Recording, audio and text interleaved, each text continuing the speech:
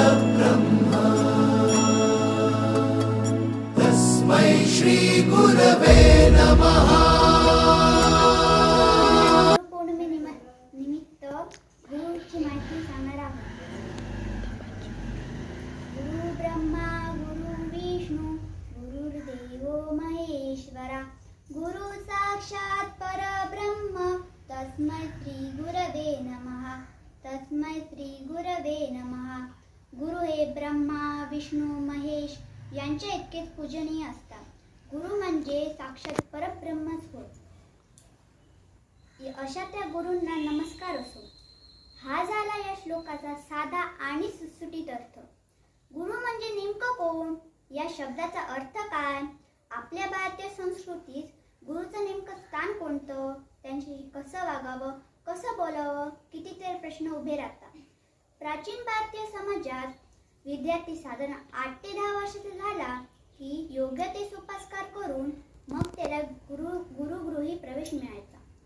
म्हणजे कोवळ्या वयातच आईबाबांचं कोड कौतुक बाजूला ठेवून घरच्या सुखसोयी विसरून गुरुकुलात म्हणजे त्या गुरूंच्या प्रशाळेत विद्यार्थी म्हणून राहायला जायचं। आता काही मुलं वसतिगृहात राहतात, तसंच हे पण एक फार मोठा फरक असा की गुरुकुलात प्रचंड शिस्त असेल, पडेल ते काम करावं लागेल आणि मगच मोकळ्या अंगणातील डेरेदार झाडाखाली बसून शिकवणाऱ्या गुरूंच्या वर्गात बसायचं। धौम्य ऋषींच्या आश्रमात राहून कष्टाची काम करणाऱ्या वेद आरुणी उपमन्यू यांसारख्या विद्यार्थ्यांची नावं आपल्याला माहीतच आहे। कृष्णांनीही सांदीपनींच्या आश्रमात राहून खूप कामं करून गुरुसेवा केलेली आहे। वयाच्या 8व्या वर्षापासून ते जवळजवळ 20-22 वर्षापर्यंत हे विद्यार्थी गुरुकुलातच राहत आणि शिक्षण पूर्ण करत।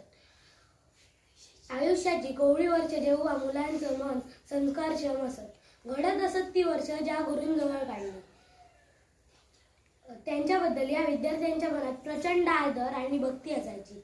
मोठा होऊन तो माणूस आपल्या वडिलांच्या नावाबरोबरच गुरूंचंही नाव मोठ्या अभिमानानं सांगायचा।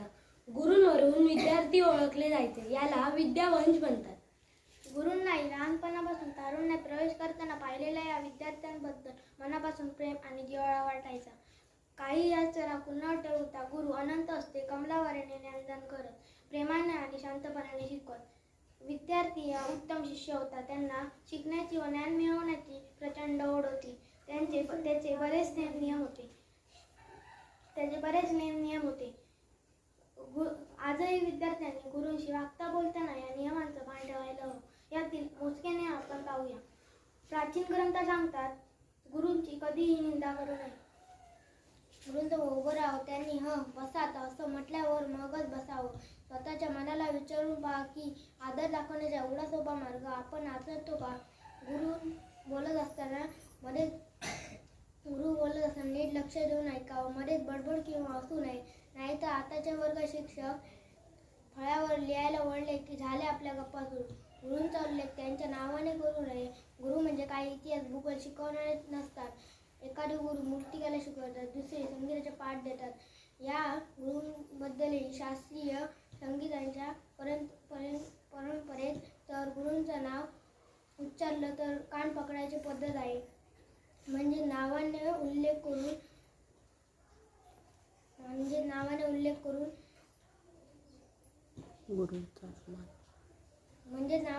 करून अनादर केल्याबद्दल स्वतःला शिक्षा करून घ्यायची। शांत संयमात राहणारे नम्र स्वच्छ प्रतिष्ठित नेहमी कर्तव्य तत्पर असणारे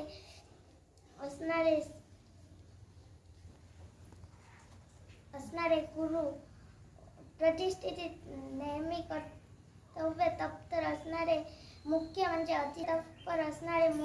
अतिशय बुद्धिमान असे गुरु। विद्यार्थी प्रिय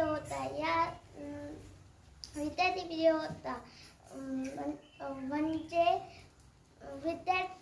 गुरूंच्या सान्निध्यात राहणारे सगळेच विद्यार्थी ज्ञानग्रंथ मिळवत परीस तसं लोखंडाचं सोनं करून टाकतात. तसंच परीस गुरु अगदी सामान्य विद्यार्थ्यांचे आयुष्य उजळून टाकले. अशा या गुरुचा आपल्या आयुष्यातलं स्थान हे फार महत्त्वाचं ठरतं.